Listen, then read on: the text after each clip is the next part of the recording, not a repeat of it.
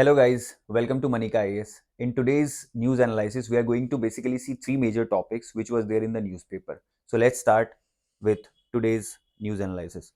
The three topics are very first topic is the hate speech. Supreme Court has given certain guidelines. We'll see that.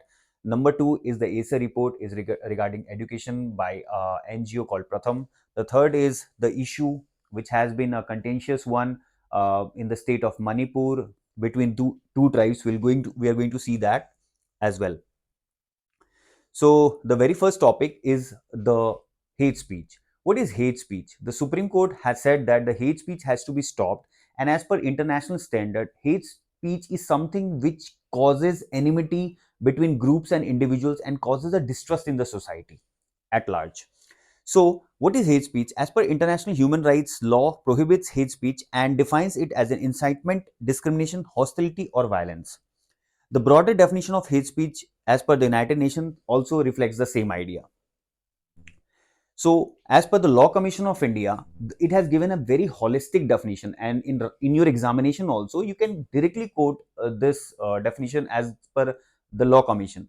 It says that it is an incitement to hatred primarily because of race, ethnicity, gender, sexual orientation, religious beliefs, etc. The context of hate speech is very important for example अगर ए ने B को कुछ बोला है तो हो सकता है we might get offended by it but it can not be it might not be rational, right? I cannot say it cannot be rational. It might not be rational, and that is for the judiciary to judge whether that speech is, on the lines that it can hurt somebody's sentiments. And mind you, it cannot only be, verbal. It can be on written platform. For example, किसी ने portrait बनाया है, it might hurt somebody's intentions, and that can be a hate speech as well. So, and in order to put into context, Article 19(1)(a) of the Indian Constitution, of the Constitution of India, says that freedom of speech and expression. For example, I want to express my opinions, I want to express my views, right? But it gives the freedom of speech and expression, but it does not give us the right to violate somebody's other rights, right? For example, if I say something which might incite violence in the society, I'm enjoying my own rights, but that is curtailing the rights of somebody other individuals. And as per Article 19, Clause 2, it imposes reasonable restrictions. What are reasonable restrictions? Reasonable restrictions are those restrictions which actually prohibits you from doing certain things.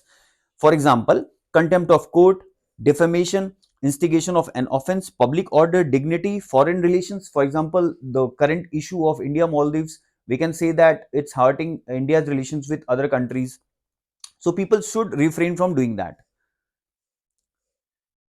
In also in very landmark judgment of the Supreme Court in Pravasi Bhalai Sangathan versus Union of India, Supreme Court held that the implementation of existing laws would solve the problem of hate speech to a great extent. So there are already so many provisions which actually curtails in the Indian society from committing this crime. The very first law is Indian Penal Code, IPC. The under section 153A of IPC, it actually makes a punishable offense. A hate speech is actually a punishable offense. The second is Representation of People Act. Now we already know in the current year there is going to be general elections. So Representation of People Act, as per section 8, it makes a person it can actually disqualify a person if it is found to be like violating the hate speech provisions. Also, another act is the Protection of Civil Rights Act 1955. Anything either spoken, which I have already mentioned in the beginning of the article, it can be written, it can be spoken as well. If it violates the right, it is a punishable offense.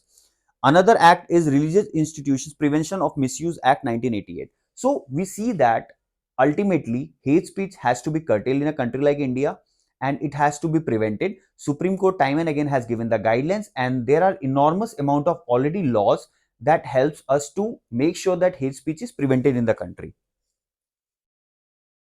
So these are certain guidelines given by the Supreme Court. You can go through it.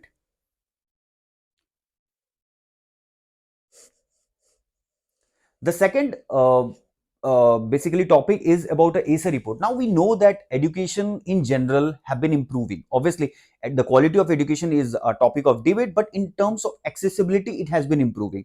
And certain landmark facts has come by this report.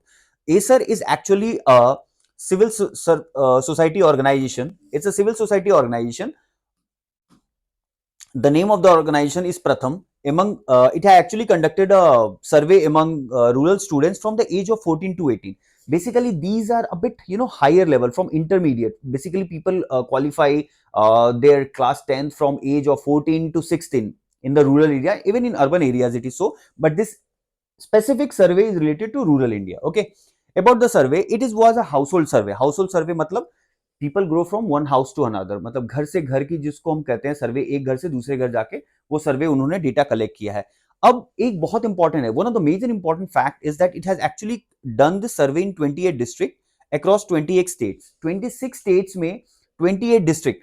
अब you should have an idea while providing critical analysis in any data, any survey that you come up across in a mains examination question. The data sample is very less, so it doesn't reflect the entire picture. It doesn't reflect the bigger picture of the Indian society, but it does give a certain indication where we are heading. So the survey is an indication, not the exact reality. We should keep that in mind when we are writing any answers in the mains examination. Okay, and this can come as a very handy point in your critical analysis kind of question. Okay. So it discussed the activities of the students are engaged in their basic and applied reading, and it also checks the digital awareness.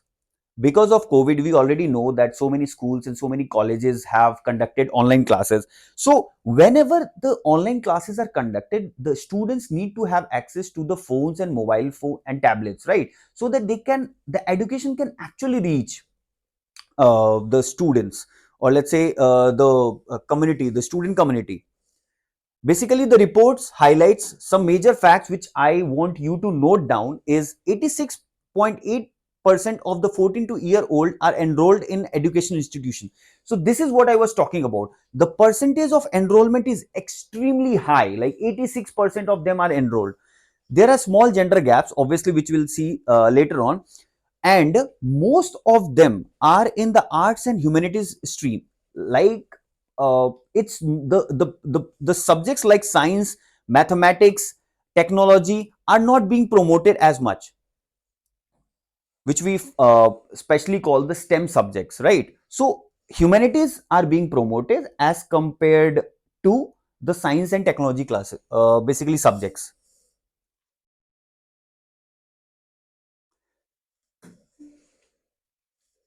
Another very stark reality which we have come across is that class 2 level text fluently was not being, in their regional language, it was not spoken very fluently. So we can see the students, those who might be studying in class 8, 9, 10, they were not able to, 25% still cannot read a class 2 level text fluently in their regional language. So that's kind of a challenge that we are facing in rural society. Close to 90% of all youth have a smartphone. Now you see, the government has to tap on this data. This is a very important fact. 90% of the students in the rural India from the age of 14 to, let's say, 16 to 18 have the accessibility of smartphone. Now the government has to tap on this advantage and make sure that quality education is being provided online, so that even they can enrich their own knowledge, right? So this is a very important fact. The third topic is the ongoing issue in Manipur. We already know that Manipur has been burning, and very heinous crimes have also come up during this conflict between the two tribes, between the Kukis and the Metis. The center has actually instructed the Manipur government to examine the representation seeking delisting of a certain Kuki and Zomi tribes. Delisting is required. The central government has, and the state government has assured that they are going to form a committee. The Manipur state government has announced that they are going to form a committee. Basically, you should know the brief idea which we have covered earlier also in our page. The Metis stay in the valley, and the Kuki Zomi tribe in the hilly areas. Metis are not able to get accessibility to the hilly tribe areas, and they are not able to acquire land, and that is why they are asking for the ST status in the state of Manipur. And the basically the violence was triggered when the Manipur High Court ordered directing the state government to recommend Meitei's inclusion in the ST list. So this was the main issue. Now, which we have covered initially and before also. This map work is very important from your prelims point of view. Even in mains also, you can write and make sure that when you are writing answers on internal security, you make use of these important maps which we provide. 2 volumes are already available on the website. You can ask for it. Our team can provide you the this PDF format of this booklet. So basically, what you are going to see when you get any map related question, where is Manipur? It's in the eastern part of the country. Okay, it's in the eastern part of the country. Now, you have to also make sure that which of the states are in neighboring areas of Manipur. Assam is there, Tripura is there, Mizoram is there, Nagaland is there. Now you have to make sure that Tripura is not directly linked to Manipur, but Assam is linked to Mizoram. This area is very important. You should be very cautious while answering these map related questions, because UPSC tend to ask this very nuanced type of topics, right? So you have to make sure that Tripura and Manipur are not linked, but Mizoram and Assam are linked. They have a sharing border, and recently in the internal security issue also we face that Assam is having border issues with their neighboring states, and that has been that is a topic for some other day. We'll talk that. But right now you have to focus on this map and the various areas in the valley and hilly district of Manipur. These are certain reasons for the demanding of the ST status by the Métis.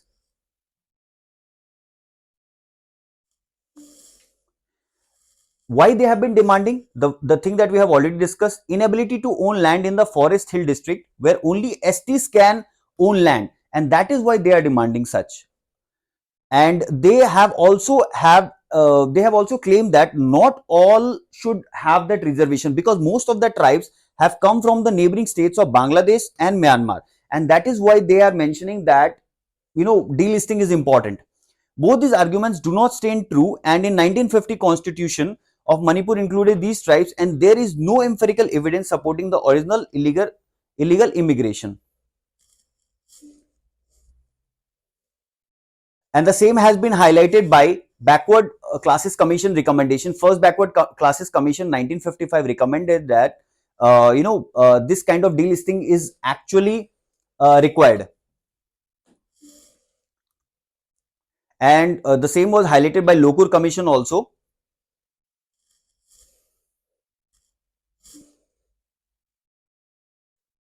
Eventually, we can just go through the conclusion that representation claims lack support in historical records and commission reports. Potential widening of divides among communities in Manipur due to the ongoing examination of representation. The need to address that inter-tribe differences highlighted, emphasizing the importance specifying tribe names in the ST list. So we know that the central government and the state government have been working towards it, and we are very hopeful that the issue in Manipur gets resolved as soon as possible, with the cooperation of the local community, the tribes, and the central and the state government. And we see our northeast flourishing again, specifically the state of Manipur. In general, the development and other issues in northeast have been improving for the last 1 decade, and we hope that it further continues to grow, and it brings in a lot of investment where the state actually grows. And this can only happen when there is a law and order peace in the state and country in general. Hope this article was important for you, and you were able to gain something out of it. We'll see you again tomorrow. Thank you so much for watching.